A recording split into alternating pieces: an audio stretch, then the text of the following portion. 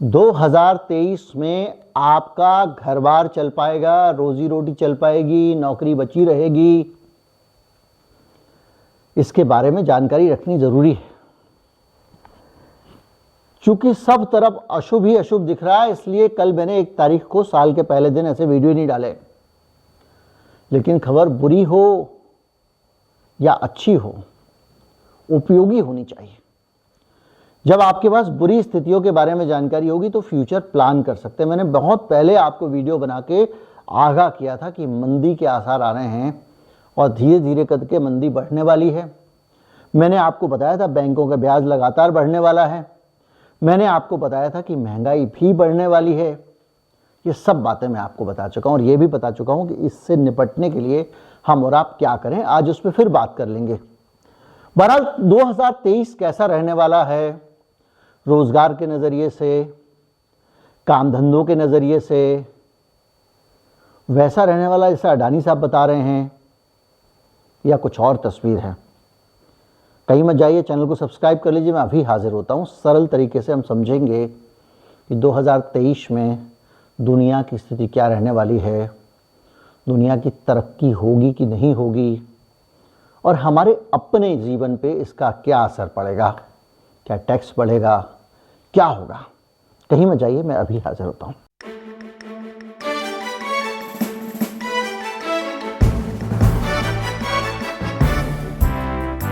अगर आप हमारे चैनल को सपोर्ट करना चाहते हैं तो हमारा UPI ID डिस्क्रिप्शन में है, उसके ज़रिए आप भुगतान कर सकते हैं। एक QR कोड भी स्क्रीन पर आपको दिखाई दे रहा होगा, उसका भी आप इस्तेमाल कर सकते हैं।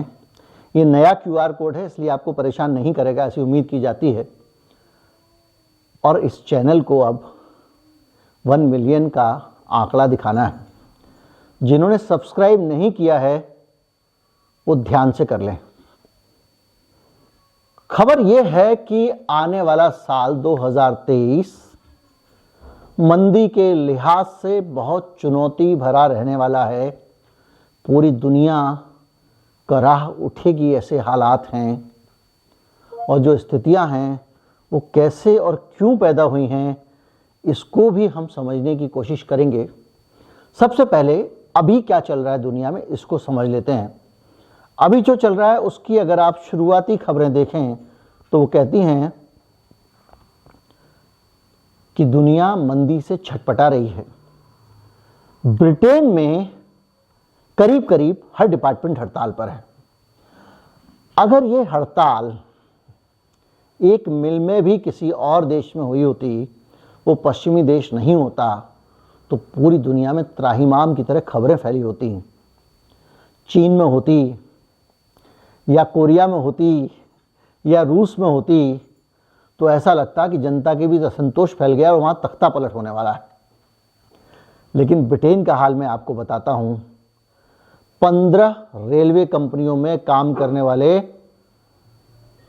ब्रिटेन के जो रेलवे कर्मचारी हैं, उनकी जो यूनियन है ASLEF, उसने 15 जनवरी 2023 को 24 घंटे की हड़ताल का आह्वान किया है।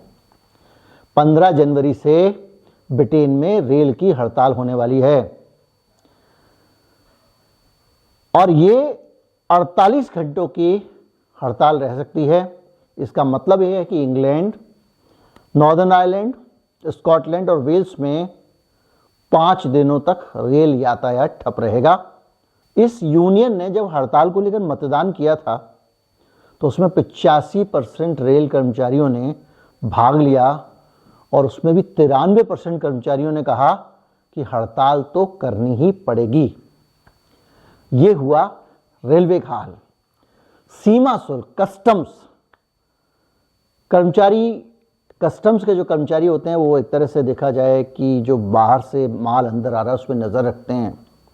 वो ध्यान रखते हैं कोई टैक्स चोरी तो नहीं कर रहा है, वो ध्यान रखते हैं कोई टैक्स बचा के सामान तो देश में नहीं ला रहा है। और ये जो कर्मचारी हैं जो हीथ्रो में हैं, गैटविक में हैं, बर्मिंघम में हैं, कार्डिफ में हैं, ग्लासगो में हैं या अन्य हवाई अड्डों पर हैं सीमा बल के कर्मचारी, और इससे कम 10,000 फ्लाइट्स लंदन से उड़ने वाली अलग अलग हवाई अड्डों से प्रभावित होंगी। और आनन फानन में कई लोगों ने अपनी यात्रा कैंसिल करा के हड़ताल के हिसाब से शेड्यूल करनी शुरू कर दिया। कुछ पहले जा रहे हैं, कुछ बाद में जाएंगे। और 1200 सैनिकों को तैनात किया गया ताकि वो स्थिति को नियंत्रण में कर रखें। इस सब के बीच में आप ये सोचिए कि पूरा मतलब ये पासपोर्ट की जांच में समय लगेगा, तलाशी में समय लगेगा, अफरा तफरी फैलने वाली है एयरपोर्ट पे। लेकिन मामला सिर्फ रेलवे का नहीं है, एयरपोर्ट का नहीं है। नवंबर 22 से लंदन मेट्रो के कर्मचारी और दूसरे ट्यूब कर्मचारी, ट्यूब जानते हैं जो रेल वहां पे टनल में चलती है उसको ट्यूब कहते हैं, पहले से ही अलग अलग हड़ताल पर चले गए हैं और मेट्रो सेवाओं पर बुरा असर पड़ रहा है। तीसरी हड़ताल। सड़क कर्मचारी, जो रोड पे काम करने वाले कर्मचारी हैं, यानी बस सेवाएं चलाने वाले, पूरा परिवहन देखिए, बस चलाने वाले 17 दिसंबर 22 को अभी 20-22 दिन पहले 48 घंटे की हड़ताल कर चुके हैं। क्रिसमस की छुट्टियों के दौरान को फिर हड़ताल करनी थी और अभी फिर वो प्लान कर रहे हैं कि दोबारा हड़ताल करेंगे। और जो भूतल के अधिकार हड़ताल है उसमें वो भी आती हैं, फेरी जो होती हैं या जल मार्ग से जो चलने वाले वाहन हैं वो भी पूरी तरह से बंद कर दिया जाएगा। सार्वजनिक कर्मचारियों का हाल देखिए। 1 लाख नर्सें पहली बार 15 दिसंबर को हड़ताल पर गई थी ब्रिटेन में। यह अर्थव्यवस्था पे है पूरा वीडियो, गौर करिएगा। 106 साल बाद उनकी एक राष्ट्रव्यापी हड़ताल हुई है। NHS राष्ट्रीय स्वास्थ्य सेवा और 10,000 एम्बुलेंस कर्मचारी अपनी 3 यूनियनों के नेतृत्व में 21 दिसंबर को हड़ताल पर थे। 28 दिसंबर 22 को फिर से हड़ताल पर गए और आगे भी उनका यह सिलसिला जारी रहने वाला है। जूनियर डॉक्टर और स्वास्थ्य क्षेत्र के कर्मचारी भी हड़ताल पर दिसंबर में आखिरी सप्ताह में गए हैं। स्कूल और कॉलेज जो सरकारी हैं वो एक वेतन समीक्षा और 5 से 8-9% वेतन वृद्धि के खिलाफ हड़ताल कर रहे हैं। ब्रिटिश टेलीकॉम के 71,000 कर्मचारी जुलाई में हड़ताल पर जा चुके हैं। डाक कर्मचारी हड़ताल पर जा चुके हैं और ये इनके अलावा कर्मचारियों की एक और यूनियन है, सिविल सर्विस यूनियन और पता नहीं क्यों यूनियन, वो भी हड़ताल पर चली गई हैं। निजी कंपनियों में अलग से छोटी बड़ी हड़तालें चल रही हैं। ये स्थिति है यूके, ब्रिटेन के अंदर सिस्टम की। एक और अमेरिका का हाल बताऊं। अमेरिका के रेलवे कर्मचारियों ने हड़ताल पर जाने का ऐलान कर दिया था कि या तो वेतन बढ़ाओ वरना हम हड़ताल पर जा रहे हैं। बाइडेन कांप गए और उन्होंने आनन फानन में अमेरिका की संसद से कहा कि भाई साहब रेलवे हड़ताल पर चली जाएगी तो अमेरिका ठप हो जाएगा, उनका पुराना इतिहास भी है, तो जल्दी से कानून पास कर दीजिए। तत्काल सेवा के तौर पर कानून सदन में गया और तत्काल सेवा के तौर पर कानून को पास किया गया और उनका वेतन बढ़ाया गया, तब जाके अमेरिका की जान में जान आई है। मैं अक्सर कहता हूं संगठित रहिए, ये आम लोगों की ताकत है। जब वो मिलकर लड़ते हैं तो दुनिया को मजा चखा देते हैं। अब बड़ा सवाल इस बात का है कि इतनी हड़तालें क्यों हो रही हैं दुनिया में। यह अर्थव्यवस्था से जुड़ा हुआ मसला है।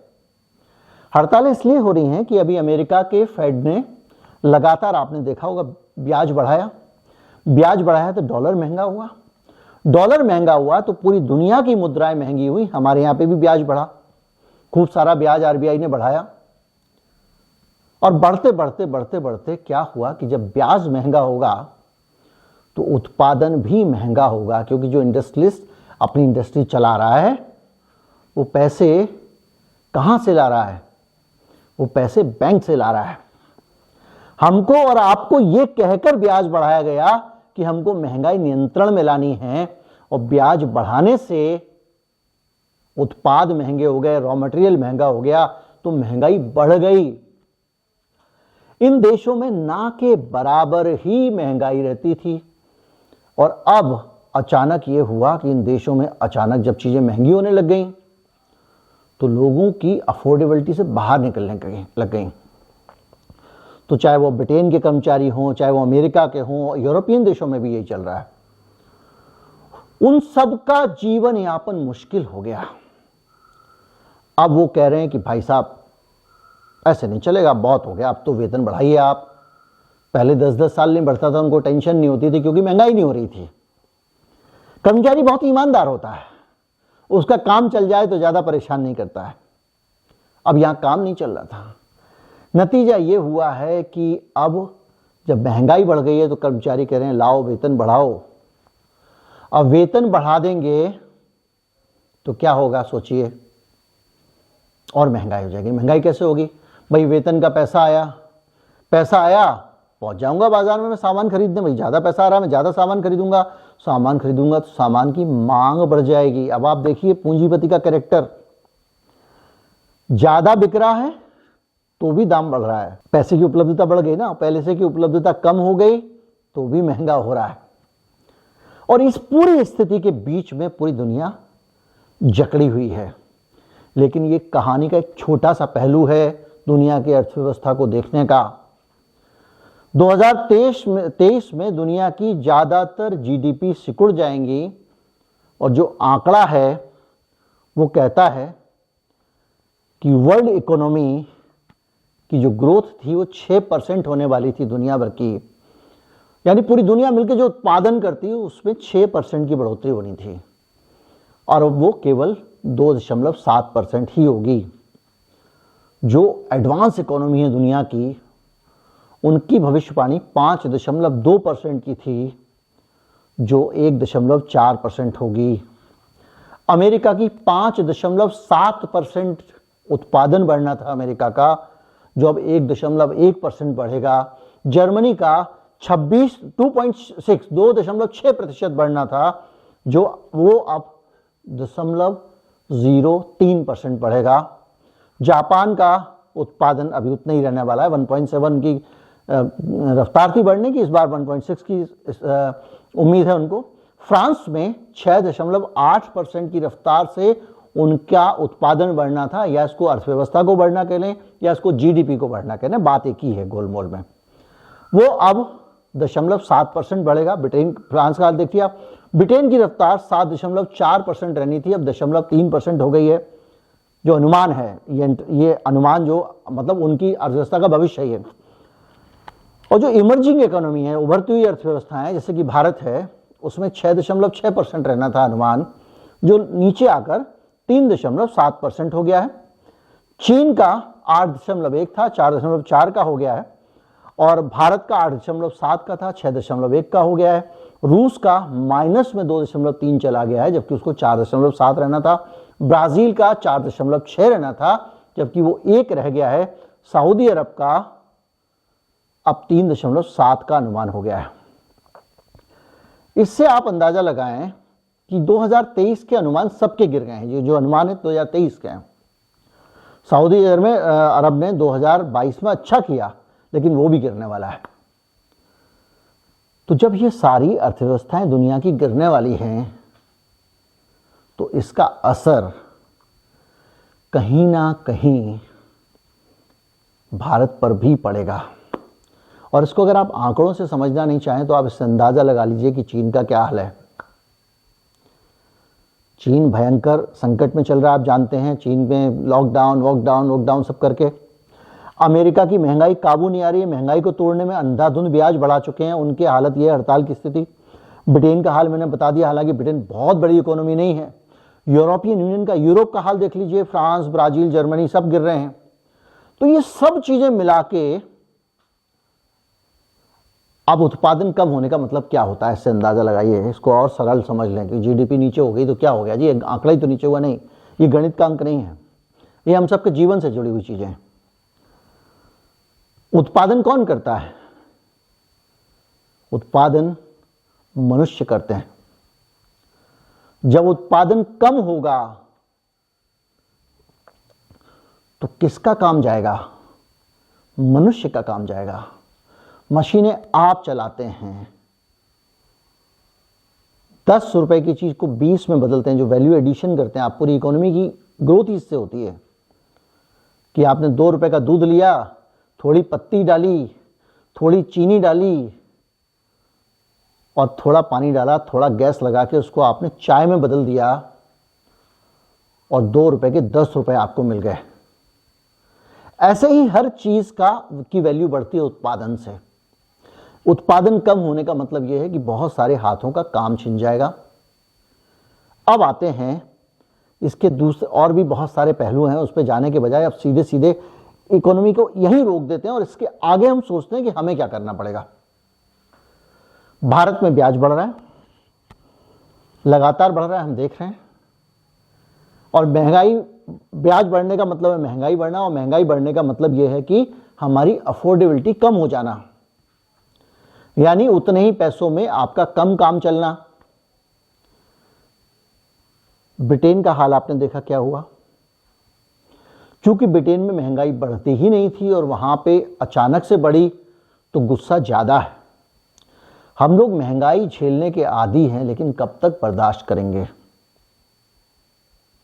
एक ना एक दिन जनता सड़कों पे आएगी। और जो लोग कहते हैं जनता में कभी आक्रोश नहीं आता, जो चाहो कर लो, और ब्रिटेन को समझ लें, अमेरिका को समझ लें। जन आक्रोश जो है ना, उसको कोई दुनिया की कोई भी सत्ता की ताकत नियंत्रित नहीं कर सकती। ईरान में वो कोशिश करके देख चुके हैं, आपके सामने हो रहा है। तो बेहतर यह है कि सरकार अभी से जनता का ख्याल रखना शुरू कर दे। अभी हो कैसे? एक प्रस्ताव आया अभी हाल में, केंद्र सरकार इस बजट में ला सकती है और भारत की अर्थव्यवस्था को बचाना है तो उस प्रस्ताव को पारित करना चाहिए। वो प्रस्ताव यह है कि जो मिनिमम वेजेस हैं, यानी न्यूनतम वेतन है आदमी का, कि सरकार कहती है इससे कम तनख्वाह आप आदमी को नहीं दे सकते, वो होता है न्यूनतम वेतन। उसमें महंगाई के मुताबिक बढ़ोतरी का प्रावधान करना चाहिए। 2 लोगों को अगर आप पैसा दोगे, नरेगा मनरेगा का जो प्रोविजन था उसमें पैसा दो, इधर मजदूरों की तनख्वाह बढ़ाओ, तीसरा भारत में कुछ इंफ्रास्ट्रक्चर प्रोजेक्ट बढ़ाओ। जैसे जैसे भारत में इंफ्रास्ट्रक्चर प्रोजेक्ट का मतलब सड़क पुल, ये तो मजदूरी मिलती है लोगों को, जिसमें मजदूर को मजदूरी मिले, उन कामों में सरकार पैसा लगाए। और अब तो ये अच्छा भी है, इंफ्रास्ट्रक्चर में आप पैसा लगाते हो, वहां से आपकी आमदनी भी होती है, आप हाईवे बना देते हो, आप वहां से पैसे वसूल करना शुरू कर देते हो। तो मजदूर को मजदूरी दो। तो जब तक जड़ों में पानी नहीं डालोगे पेड़ की, जड़ कौन है? गरीब गुरबे हमारे आपके जैसे लोग, तब तक बाजार बढ़ेगा नहीं और उत्पादन भी नहीं बढ़ेगा। ये जो बहुत अडानी अंबानियों को देख लिया आपने, उसे कुछ मिला नहीं है।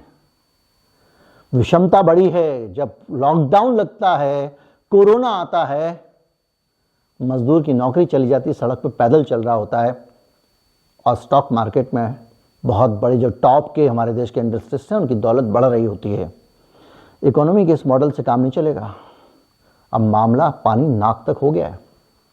इस वक्त अगर सरकार सावधान नहीं हुई तो स्थितियां खतरनाक हो सकती हैं। 2023 निर्णायक साल है।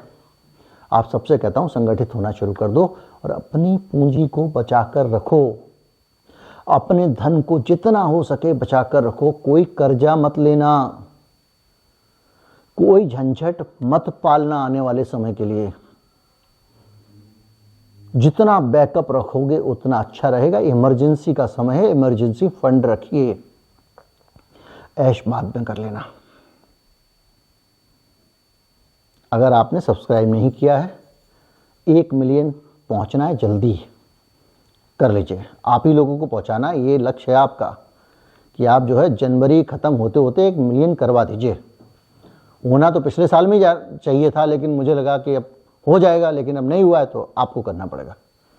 नमस्कार, जय हिंद।